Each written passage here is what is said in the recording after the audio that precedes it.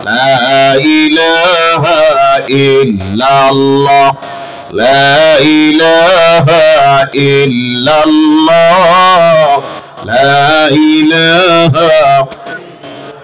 لا إله إلا الله محمد رسول الله صلى الله عليه وسلم। এক শ্রেণীর মানুষ আমাদের সমাজে আছে যাদের চিন্তাধারা হলো যারা ওয়াজ করায় এর মধ্যে একটা লাভ আছে, জি লাভ আছে।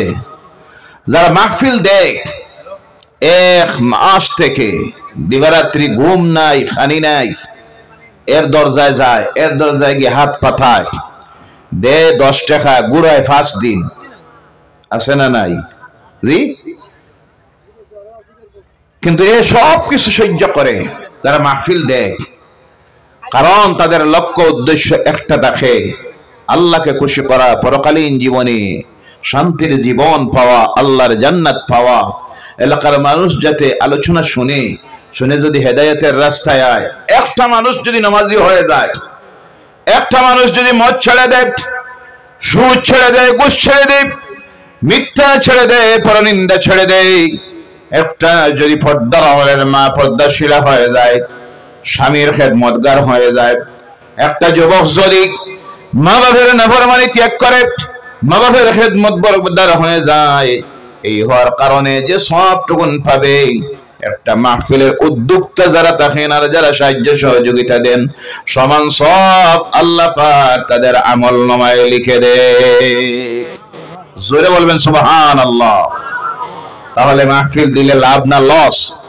জি, আমরা মনে মনে ভাবি যারা মাহফিল দেয় কালেকশন হয় 2 লাখ, খরচ হয় 1 লাখ, কষ্ট করলে বাটো পাওয়া যায় 10,000।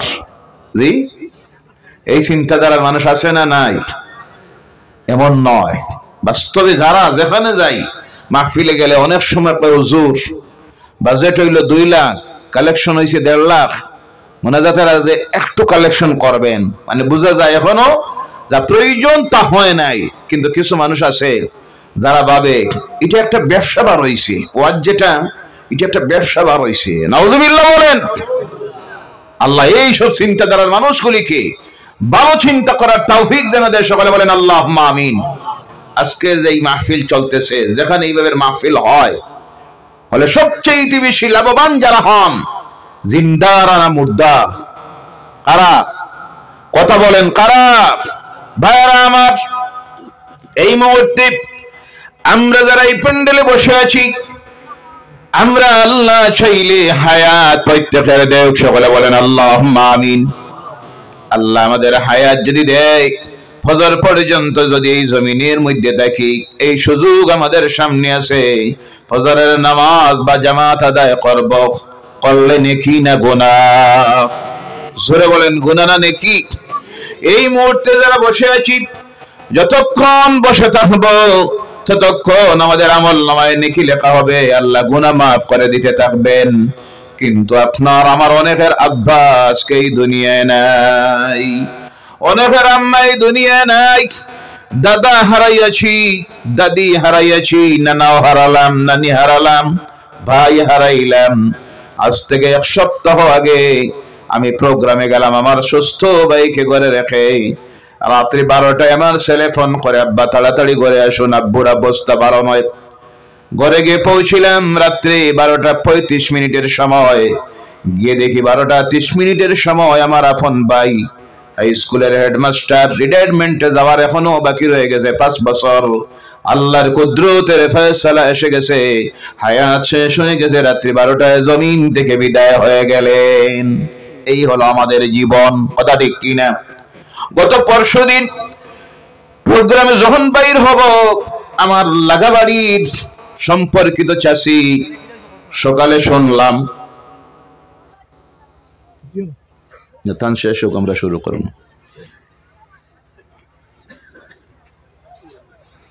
আর মোবাইল এলাকাও যদি থাকেন, বিশেষ প্রয়োজন থাকে, সামনের দিকে বসবেন না, পিছনের দিকে বসবেন। কারণ আপনি যখন রিসিভ করবেন, আপনার কিনারায় যারা আছে তার অসুবিধা হইব নি না? না জি, আমার অসুবিধা আছে না নাই? আপনার যদি একটা কাজের কারণে অন্য শ্রোতার অসুবিধা হয়, তাহলে এর জবাব আল্লাহর কাছে দেওয়া লাগবে না। এর কারণে বিশেষ প্রয়োজন থাকতে পারে। যারা রাসে সাইলেন্স করে রাখবেন যাতে সাউন্ডটা না আসে, আপনি দেখবেন, রিসিভ করবেন পিছনে গিয়ে বাইরে গিয়ে। বিশেষ প্রয়োজন থাকতে পারে। মাহফিলে বসে আপনি যদি রিসিভ করতে যান, তাহলে নাই করে 50 জনের মনোযোগ নষ্ট হয়ে যাবে। কথা ঠিক কিনা? ভাইরা আমার, সম্পর্কিত চাষি পাশের বাড়ির, সকালে শুনলাম অসুস্থ, নিজের ব্যস্ততায় যাইতে পারলাম না, ভাবলাম পরের দিনে যাব। সকালবেলা 2টার সময় যখন রওনা হচ্ছি প্রোগ্রামে যাব ত্রিপুরায়, সঙ্গে সঙ্গে খবর এসে পৌঁছে গেল এইমাত্র সেই চাষি জমিন থেকে বিদায় হয়ে গেছে। ইন্না লিল্লাহি ওয়া ইন্না ইলাইহি রাজিউন। দুঃসংবাদ শুনলে এটা পড়া লাগেনি না? আপনারা তো কেউ পড়লাম না, মানে আমরা সব জানি, নিয়ত হয়েছে আমল করতাম না। হাবভাবে বোঝা জাননি না? আমরা সব জানি, ওয়াজ আমরা সবে জানি, সব আমাদের জানা আছে, কিন্তু এরপর আবার কেন বলা হয়, রিপিট করে দেওয়া হয় যাতে আবার স্মৃতি পটে গিয়ে বসতে পারে। কথা ঠিক কিনা?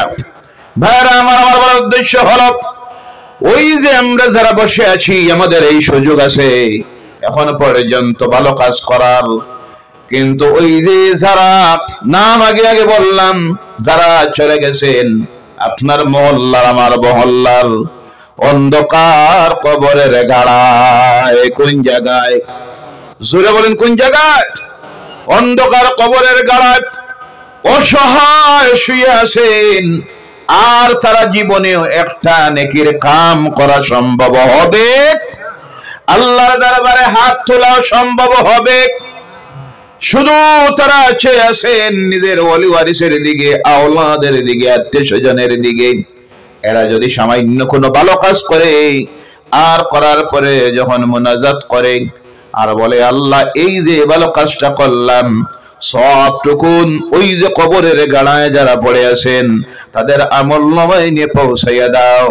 সঙ্গে সঙ্গে এই মাহফিলে যারা বসে আছি, যারা সাহায্য দিল, সহযোগিতা করলো, প্রত্যেকের আমলনামায় আল্লাহ যে পরিমাণ সব লিখে দেয়, দুনিয়া ছেড়ে অন্ধকার কবরের গাড়ায় যত মুমিন মুমিনাত চলে গেছেন, প্রত্যেকের আমলনামায় সমান সব আল্লাহ লিখে দেয়। আর জোরে বলেন সুবহানাল্লাহ। তাহলে এইভাবে মাহফিল হলে, তাফসীরুল কোরআনের মাহফিল, ইসালুস সাওয়াবের মাহফিল, ওয়াজের মাহফিল হইলে লাভ না লস? আওয়াজ করে বলেন, লাভ না লস? তাহলে যে সমস্ত বেকুফেরা সমালোচনা করে, এই সব কিছুতে কোনো লাভ নাই, এগুলি শয়তানের ময়ূরগড়ের বাই। কথা ঠিক কিনা? কথা বলেন। যদি বুঝতে পারত ভাইরা আমার, এই মুহূর্তে মাহফিল চলতেছে বিভিন্ন জায়গায়, শুধু আপনার এলাকায় নয়, হাজার হাজার লক্ষ লক্ষ আল্লাহর বান্দারা বসে আছেন বিভিন্ন জায়গায়। তো সৃষ্টি নিয়ে আসে, দেখলাম ত্রিপুরায় মাঝে একটা মাহফিল হলো। বাংলাদেশের অধিকাংশ মাহফিলে তারা মহিলাদের জন্য আলাদা প্যান্ডেল করে দেয়, মা বোনেরাও বসে আলোচনা শুনে। এক একটা মাহফিলে লক্ষ লক্ষ আল্লাহর বান্দা বান্দিরা বসে থাকে। সব আছে না নাই?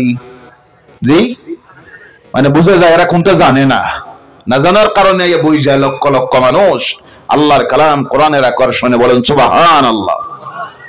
ও আমার ভাইরা, এর জন্য ওই যে মাহফিল শুরু হয়, শুরু থেকে শুরু করে যা কিছু করা হয়, সমস্ত সব শুধু যারা করে তারা নয়, যারা আসে তারাও সবচেয়ে বেশি উপকৃত হয়। তারা যারা আজকে ইবাদত করার, নেকি করার রাস্তা চিরদিনের জন্য বন্ধ হয়ে গেছে, ওই সব যখন পৌঁছাইয়া দেওয়া হয়, তখন মুদ্দাদের আমলনামায় আল্লাহর ফেরেশতারা নিয়ে যখন পৌঁছাইয়া দেয়, তখন মুদ্দারা খুশি হয়। অনেক সময় এইভাবে মাহফিলের খাতিরে আল্লাহ অনেকের মুদ্দাদের জীবনের গুনাহ মাফ করে দেয়। সূরা বলেন সুবহানাল্লাহ। এই সওয়াব তুফাতান যখন হাদিয়াতান ফেরেশতারা নিয়ে পৌঁছাইয়া দেয়, তখন মুদ্দারা খুশি হয়। মুদ্দারা তাদের নিজের জন্য আল্লাহর কাছে কোনো দোয়া করতে পারে না, কিন্তু জিন্দার জন্য মুদ্দারা আল্লাহর কাছে দোয়া করতে পারেনি না। এর কারণে আল্লাহ রাসূল বলছেন, যখন কোন কবরস্থানের কিনারা দিয়া যাইবা, কমপক্ষে এই দোয়াটা পড়বেন, বেশি থেকে বেশি যদিও সম্ভব না হয়, আসসালামু আলাইকুম ইয়া আহলাল কুবুর, আসসালামু আলাইকুম ইয়া আহলাদ দাইয়ার। মনে আছে? মনে থাকবো? পড়ুন আমার সঙ্গে, আসসালামু আলাইকুম ইয়া আহলাল কুবুর। বেশি থেকে বেশি আর কিছু জানা নাই। সময় শর্ট, তাড়াহুড়া, গাড়িতে যাচ্ছি, বাইকে যাচ্ছি, সাইকেলে চলে যাচ্ছি, এই সময় এই দোয়াটা পড়বেন। আর মনে মনে এই নিয়ত করবেন, আল্লাহ যা পড়লাম সবটা কবরস্থানে যারা শুয়ে আছেন পৌঁছাইয়া দাও। আল্লাহ রাসূল বলেন, কেউ যখন কোন কবরস্থানের কিনারা দিয়ে যায়, যাওয়ার সময় যদি কোনো কিছু না পড়ে, তখন কবরস্থানের মুর্দারা দেখতে থাকে, চাইতে থাকে। চলে যখন গেল, নেককার মুর্দাদের রূহ, নেককার মুর্দার রূহের সঙ্গে সাক্ষাৎ হয়, কথোপকথন হয়, কথাবার্তা হয়। তখন জিজ্ঞাসা করে, এই কে চলে গেল, কার ছেলেটা চলে গেল? একটাবার যদি সামান্য আমাদের জন্য কিছু পড়তো, দোয়া দিত, হতে পারে তার দোয়ার বরকতে আল্লাহ আমাদের জীবনের গুনাহ মাফ করে দিত। সুবহানাল্লাহ। আফসোস করে যখন কোনো কিছু পড়ে না, আর যখন দোয়া করে বেশি থেকে বেশি যদি সম্ভব না হয়, যখন পড়ে আসসালামু আলাইকুম ইয়া আহলাল কুবুর, সঙ্গে সঙ্গে আল্লাহ পাক গোটা কবরবাসীর উপরে তার পক্ষ থেকে রহমত বর্ষণ করা শুরু করে দেয়। আর যদি সম্ভব নাও হয়, সেটা আমার আলোচ্য বিষয় নয়, বিষয়ভিত্তিক আলোচনা দেওয়া হয়েছে, এবং বিষয়ভিত্তিক মাহফিল হলে সবচেয়ে ভালো হয়। কথা ঠিক কিনা? বিভিন্ন বিষয়ের উপর মানুষ আলোচনা শুনতে পায়, না হয়তো এমনি চলে বাউলা গান, জিকির, ডং, তামসা আছে না নাই, হাস্য কৌতুক দিয়ে ঘন্টার পর ঘন্টা অনেকে কাটাই দেয়। আরো ভালো হয়, সবচেয়ে ভালো হয় তাফসীরুল কোরআনের মাহফিল হলে। কিন্তু আজকে মানুষ বেশি তাফসীরুল মাহফিলের কোরআন দেয় না, দিতে পারে না। কারণ অনেক অতিথি আছে, যেমনি বলা হয় হুজুর তাফসীরুল কোরআনের মাহফিল, হুজুরের আস্তে আস্তে গাম ছুটি যায়, আমার টাইম নাই, তারিখ নাই। জি, বেশিরভাগ তো এখন এমনি চলছে আর চলছে। আর মানুষও এমন হইছে, বোঝা বড় মুশকিল। মানুষের যে কি অবস্থাটা হইছে বুঝাই যায় না। মাঝে এক জায়গায় প্রোগ্রামে গেলাম, যাওয়ার পরে এর আগে আমি জিজ্ঞাসা করলাম অতিথি কে আছে। অনেক অতিথি থাকলে আমি প্রোগ্রাম রাখি না। দুঃখা দিল ওয়াজের মাহফিলে যাওয়ার পরে দেখি মস্ত বড় একটা পাগল, যেটা নাম বলবো না, গীবত হয়ে যাবে। কোন সময় মঞ্চ থেকে নামিয়ে দৌড় দেয়, তো দড়িয়ানি বোয়ানি হয়। জি, আছে না নাই? কি যে কথা কয়, কি যে বলে, এ নিজেও মনে হয় বুঝে না। কথা বলতে বলতে গিয়ে অনেক সময় আমার রাসূলের শানে এমন মারাত্মক বেয়াদবি করে বসলো। সমস্ত উলামায়ে কেরামরা, সর্বদলীয় উলামায়ে কেরামরা ফতোয়া দিলেন তার উপরে তওবা ওয়াজিব হয়ে গেছে, ঈমান ধরতে হবে। তো এরপর এই সব পাগল ছাগল মানুষে ওয়াজের মাহফিলে দাওয়াত দেয়, আসে না নাই? এর থেকে আল্লাহ জাতিকে, সমাজকে হেফাজত করুক, হেদায়েত করুক। সকলে বলেন আল্লাহুম্মা আমিন। আর জোরে বলেন আল্লাহুম্মা আমিন।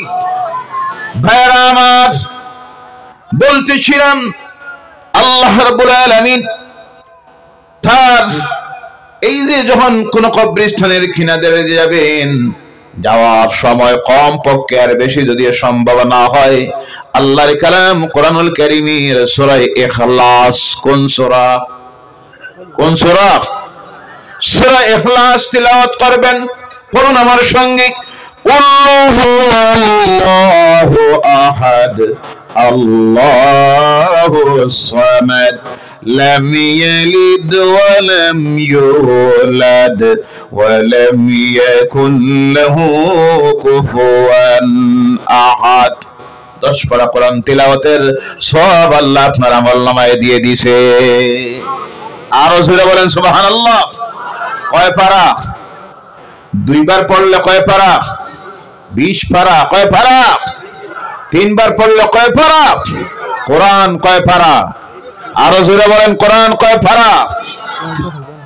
30 পারা কমপ্লিট।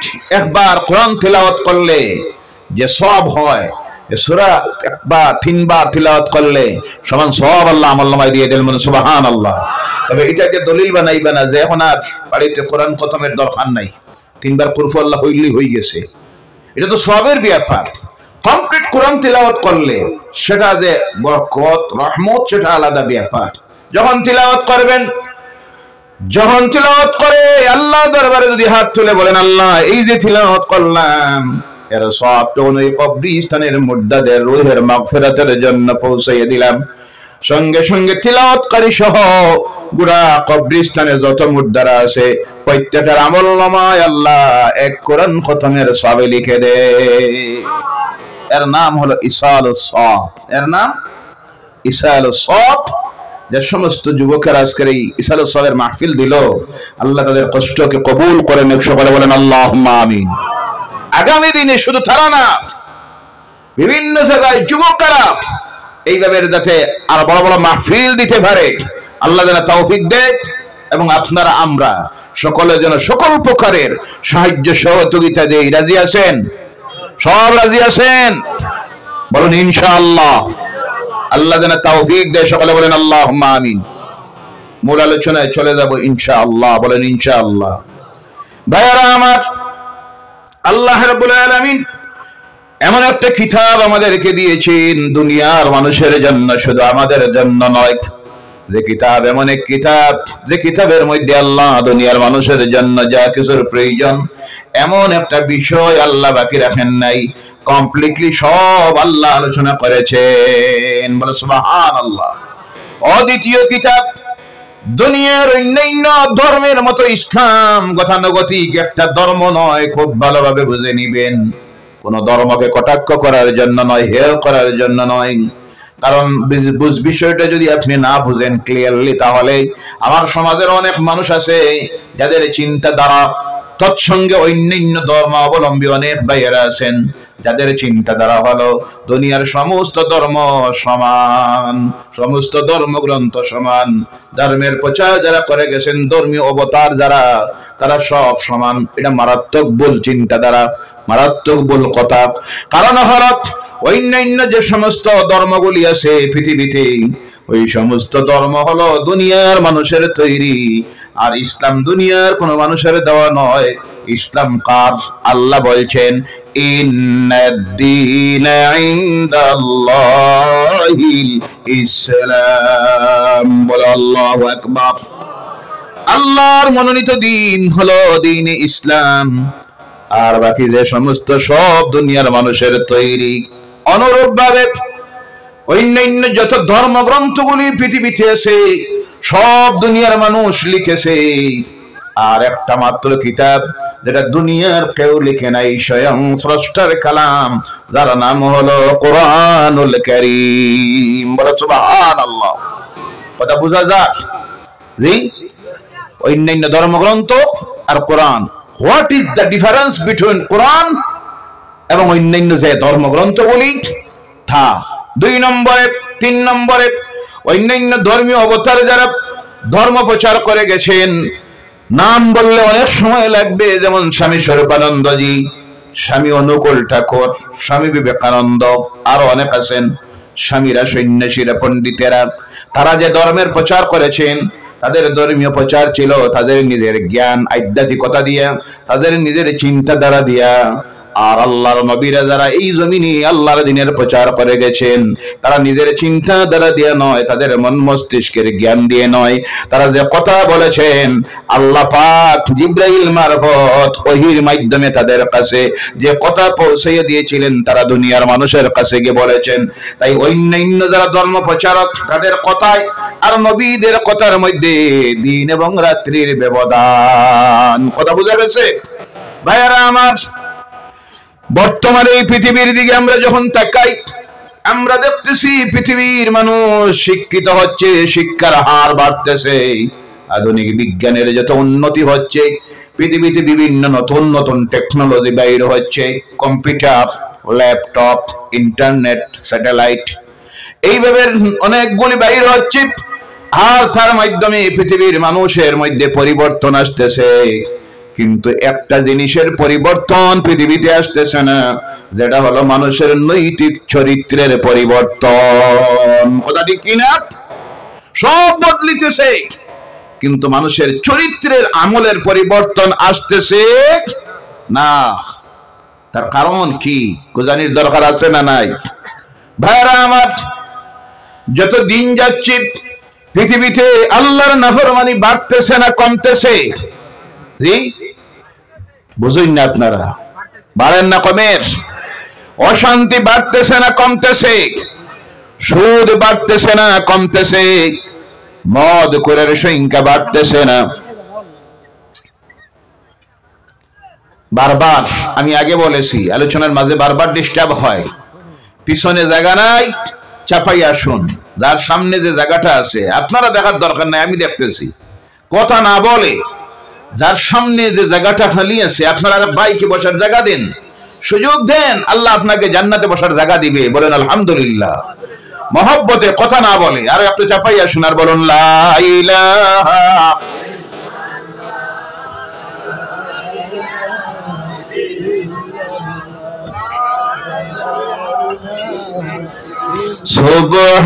সুবহানাল্লাহ ওয়ালহামদুলিল্লাহ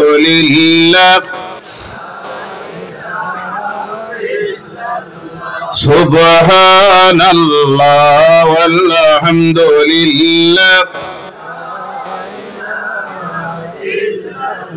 হাসবি রাব্বি জাল্লাল্লাহ মা ফি কলবি নূর মুহাম্মদ সাল্লাল্লাহু লা ইলাহা সুবহানাল্লাহ ওয়ালহামদুলিল্লাহ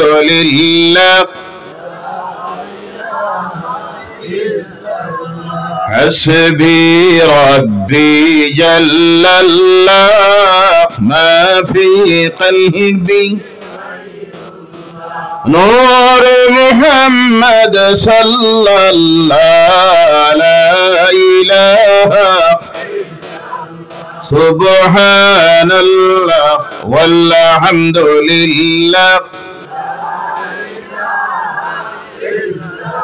লা ইলাহা ইল্লাল্লাহ লা ইলাহা সুবহানাল্লাহ ওয়ালহামদুলিল্লাহ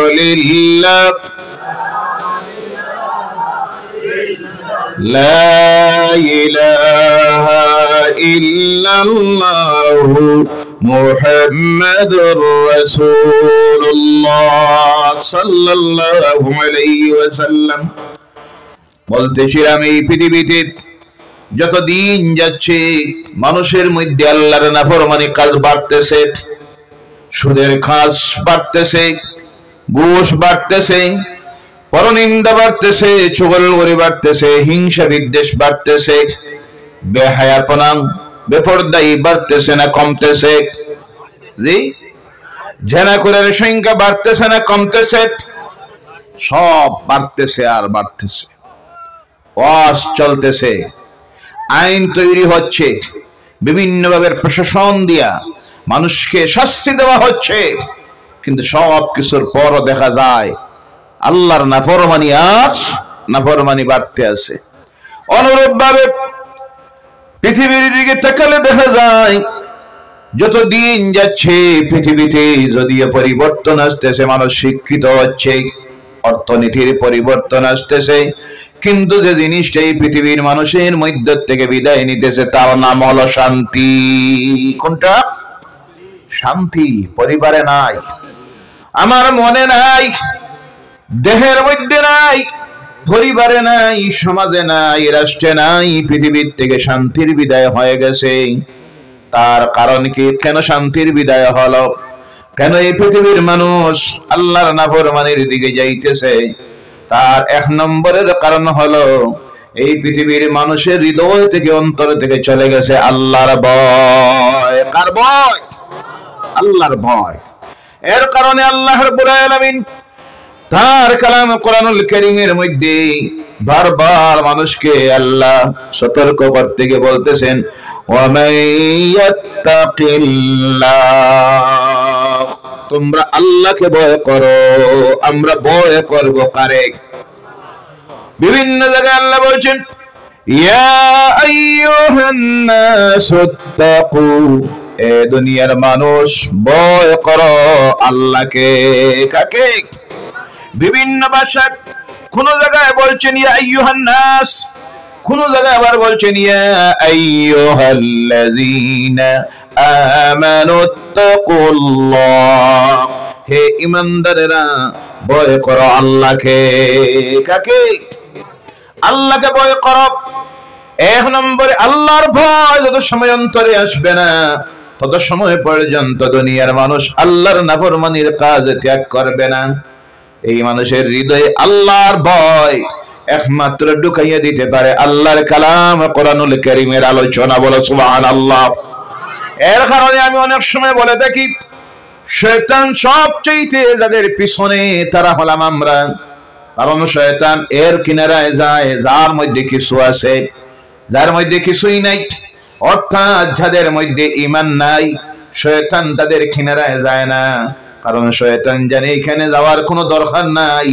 এ যদি দুনিয়ায় কিছু ভালো কাজ করে, এই কাজের কোনো মূল্য আল্লাহর কাছে নাই, কারণ তার নাই ঈমান। কি নাই? যা এর পিছনে যার কাছে আছে ঈমান, শয়তান আমাদের কিনারায় আছে। কারণ দুনিয়ার সবচেয়ে মূল্যবান সম্পদ, যে নিয়ামত আমাদেরকে আল্লাহ দান করেছেন, তার নাম হলো ঈমান। তার নাম বলুন আলহামদুলিল্লাহ। এর জন্য ঈমানদারের কাছে যাবে শয়তান। এই শয়তান থেকে বাঁচার জন্য আমার আল্লাহ রাব্বুল আলামিন দুই প্রকারের ঔষধ দিয়েছেন কোরআনুল কারীমে। এক প্রকারের ঔষধ হলো মানুষ জবান দিয়ে শুধু ব্যবহার করবে তিলাওয়াতের মাধ্যমে, আর এক প্রকারের ঔষধ আল্লাহ দিয়েছেন দুনিয়ার জীবনে বাস্তবতায় চলতে গিয়ে প্র্যাকটিক্যালে যখন ব্যবহার করবে আমলের মাধ্যমে, শয়তান থেকে তখন সে বাঁচবে। মুখ দিয়ে আল্লাহ বলছেন, ফাইজা ক্বারাআতাল কুরআন ফাস্তাইযু বিল্লাহি মিনাশ শাইতানির রাজীম। তোমরা যখন কোরআন পড়ো, কোরআনের আলোচনা যখন শোনো, কোরআন লিখো, তখন তোমরা এই মারদুদ শয়তানের ওয়াসওয়াসা থেকে আল্লাহর কাছে পানা চেয়ে নিও। সকলে আমার সঙ্গে জবান মিলিয়ে পড়ুন, আউযু বিল্লাহি মিনাশ শাইতানির রাজীম। দুই নম্বরে এই শয়তান থেকে বাঁচতে হলে দুই নম্বরে কি করতে হবে? আল্লাহর কালাম কোরআন সব খুলে খুলে বলে দিয়েছে। আল্লাহ পাক বলছেন, উদখুলু ফিস সিলমি কাফা ওয়ালা তাত্তাবিউ খুতুওয়াতিশ শাইতান ইন্নাহু লাকুম আদুউম মুবিন। জোরে বলো আল্লাহু আকবার। উদখুলু ফিস সিলমি কাফা, পরিপূর্ণভাবে তোমরা ঢুকে যাও আল্লাহর দ্বীন ইসলামের মধ্যে। বলেন সুবহানাল্লাহ। ইসলামটা তো কোনো বাক্স নয়, এটা তো কোনো ফ্রিজ নয়, গডরেজ নয় যে এর ভিতরে আপনি ঢুকে যাবেন। ইসলামের মধ্যে ঢুকবেন কিভাবে? মুফাসসিরিনে কেরাম এই কথার ব্যাখ্যা করতে গিয়ে লিখতেছেন, ইসলামের মধ্যে ঢুকা দিয়ে অর্থ হলো একজন মুসলমানের গোটা জিন্দেগিটা যেন হয়ে যায় ইসলাম, অর্থাৎ আল্লাহর কালাম কোরআন যেভাবে বলেছে, আল্লাহর হাবিব যা বলে গেছেন, যা করার জন্য আল্লাহর কালাম বলেছে তা যেন করে, যা নিষেধ দিয়েছে তার থেকে যেন বাঁচে, যেটাকে হারাম করা হয়েছে তার থেকে যেন বাঁচে, হালাল যা বলা হয়েছে তা যেন গ্রহণ করে। আর আমার নবীর 63 বছরের জীবন যেটা মডেল বিশ্ব মানুষের জন্য, তা যেন সামনে রেখে এর উপর ফলো করে যদি চলে, এই ছেলেটার নাম হলো উদখুলু ফিস সিলমি কাফা, পরিপূর্ণভাবে আল্লাহর দ্বীনের মধ্যে ঢুকে যাওয়া। এবার বলুন তো আমরা কি আল্লাহর দ্বীনের মধ্যে ঢুকতে পেরেছি? পারি নাই।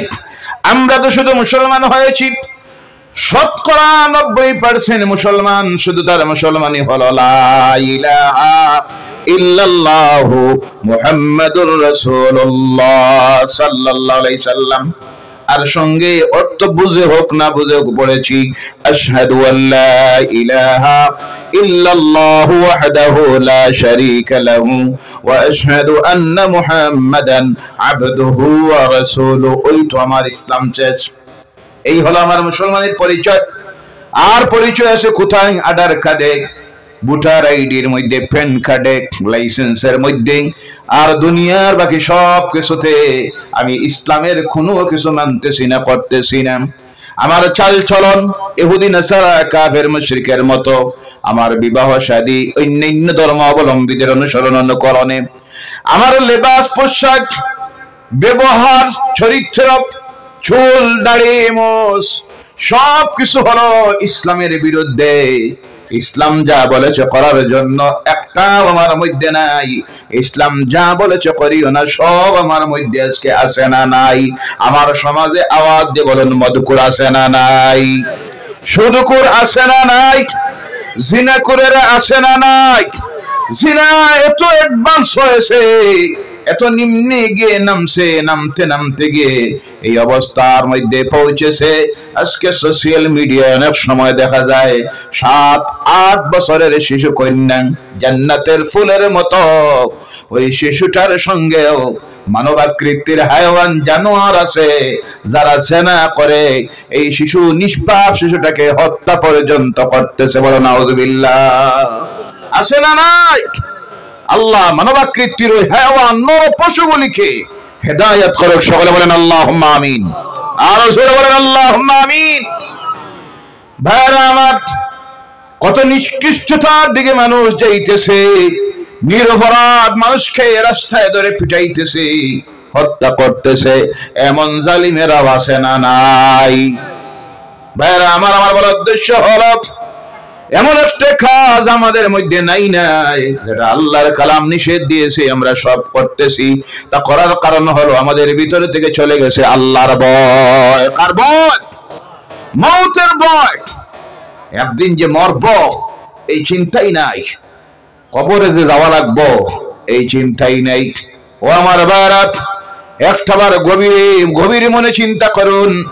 এই মুহূর্তে আমরা বসে আছি মাটির উপরে, এই চিন্তা একটাবার মনের মধ্যে আনুন।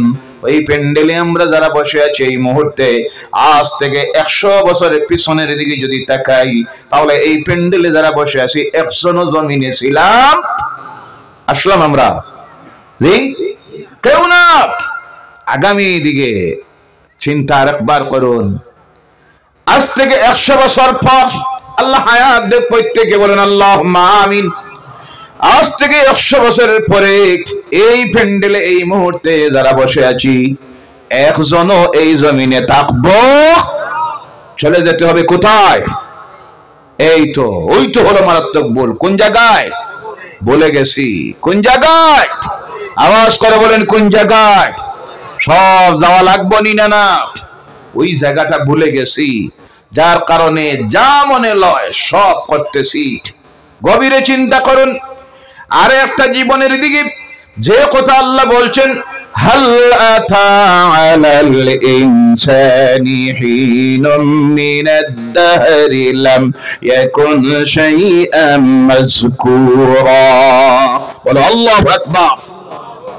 তোমাদের জীবন এমন একটা সময়ের কথা স্মরণ করো যেই সময় তোমাদের কোনো অস্তিত্বই ছিল না। সুবহানাল্লাহ বলেন। নাম গন্ধ তোমাদের ছিল না। মায়ের গর্ভে আমি আল্লাহ তোমার বাবার পৃষ্ঠদেশ থেকে এক ফোঁটা অপবিত্র জলকণাকে, আর তোমার মায়ের বক্ষস্থল থেকে এক ফোঁটা অপবিত্র জলকণাকে কালেকশন করে আমি তোমার মায়ের গর্ভস্থলীতে একত্রিত করলাম। এরপরে ওই অপবিত্র জলকণা হইল রক্তের ফোঁটা, আর রক্তের ফোঁটাটাকে আমি এই 40 দিন পরে মাংসের টুকরা বানাইলাম। এরপরে 40 দিন পর ওর মধ্যে হাত দিলাম। এই সিস্টেমে আমি তোমার তৈরি করে, কাঠামো তৈরি করে তোমার ভিতরে রূহ দিয়া মুর্দা মানুষকে জিন্দা বানাইয়া জমিনে দিলাম। এই হলো তোমার পরবর্তী ভবিষ্যতের জীবন ছিল। এর আগে তোমার কোনো অস্তিত্বই ছিল না। আর একটা দিন আসবে তোমার যেই দিন তোমার এই জীবন আর থাকবে না, সেই জীবন শেষ করে চলে যেতে হবে কবরের গাড়ায়। কোন জায়গায়? এই বিশ্বাস, সেই কথা মনের থেকে চলে যাওয়ার কারণে আল্লাহর নাফরমানিতে লিপ্ত অনেক আছি আমরা। আমাদের চালচলনে হাবভাব দেখলে বোঝা যায় এ জীবনেও আর মর্থ না। কথা ঠিক কিনা ভাইরা আমার? এরপরে শেষ নয়, আল্লাহর কালাম এই বই ঢুকাইয়া দিতে পারে এই জীবনের পরিসমাপ্তি যখন ঘটে যাবে আরেক জায়গায় আমরা যাব কবরের গাড়ায়। সেখানেও শেষ নয়, সেখান থেকে আমাদের আবার আরেক দিন উঠতে হবে, যেই দিনের নাম হবে কিয়ামতের দিন। আর যেই ময়দানে গিয়ে উঠতে হবে সেই ময়দানের নাম হবে হাশরের ময়দান। কোন ময়দান? সব যাওয়া লাগবে না? জি, সব ধ্বংসপ্রাপ্ত হয়ে যাবে। সংক্ষিপ্তভাবে বলতেছি, সব ধ্বংস হয়ে যাবে। সেই দিন হবে শুক্রবারের দিন। কোন দিন? মাস হবে মুহররম। কোন মাস? তারিখ হবে 10 তারিখ। কয় তারিখ? 10 তারিখের দিন আমার আল্লাহ রাব্বুল আলামিন এই পৃথিবীকে ধ্বংস করে দিবেন, কিচ্ছুই থাকবে না, সব ধ্বংসপ্রাপ্ত হয়ে যাবে।